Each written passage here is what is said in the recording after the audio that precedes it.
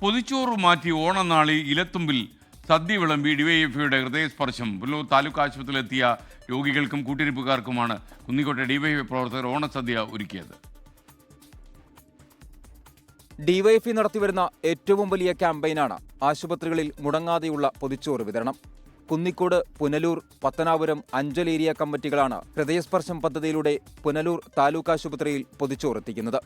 കുന്നിക്കോട് മേഖലാ കമ്മിറ്റിയുടെ ഊഴമെത്തിയ ഇന്നലെ വാർഡിലെ ഓണാഘോഷമായിരുന്നു. പൊതിച്ചോറ് ശേഖരിക്കേണ്ടവർ ഓണാഘോഷ തിരക്കിലും.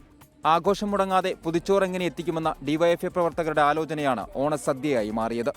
അവിടുത്തെ ആ ജനങ്ങളാകെ ഇതിൻ്റെ ഭാഗമായി തീരുമാനിക്കുകയായിരുന്നു. അവരുടെ ഓണാഘോഷത്തിൻ്റെ ഭാഗമായി അവർ വെക്കുന്ന സദ്യയോടൊപ്പം ഡിവൈഎഫ്ഐയുടെ കുന്നിക്കോട് മേഖലാ കമ്മിറ്റിയുമായി സഹകരിച്ച് സദ്യ ഒരുക്കി. ആ സദ്യയാണ് പുനലൂർ താലൂക്ക് ആശുപത്രിയിൽ വിതരണം ചെയ്തത്.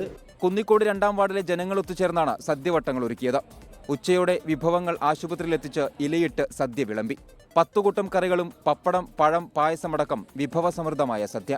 രോഗികളും കൂട്ടിരിപ്പുകാരുമടക്കം 400-ൽ പരം ആളുകൾ ഡിവൈഎഫ്ഐയുടെ ഓണസദ്യയിൽ പങ്കാളികളായി.